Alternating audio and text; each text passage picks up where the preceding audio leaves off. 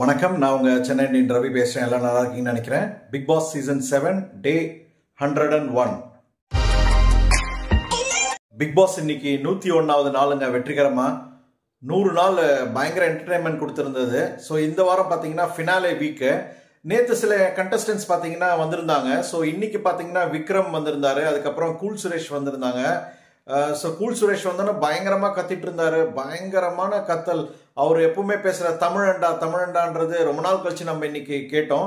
அதுக்கப்புறம் ஏவி போட்டாங்க. ஸோ நேற்று எப்படி போட்டாங்களோ அதே மாதிரி கொஞ்சம் பழைய சீன்ஸ் எல்லாம் பார்த்துட்டு இன்னைக்கு கொஞ்சம் பழைய நினைவுகள்லாம் நமக்கு திரும்பி வந்தது.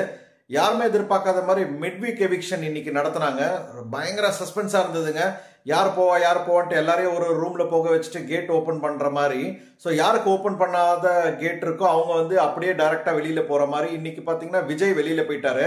ஸோ மிட்வீக் எவிக்ஷன்ல ஏற்கனவே அனன்யா ராவ் போயிருந்தாங்க. இது இந்த வாரம் பாத்தீங்கன்னா இவங்க மிட்வீக்ல விஜய் போயிருக்காரு. ஸோ இன்னும் 5 மெம்பர்ஸ் தான் இருக்காங்க. ஸோ நீங்க யார் வின் பண்ணுவாங்கன்னு எதிர்பார்க்குறீங்க? கமெண்ட் பண்ணுங்க.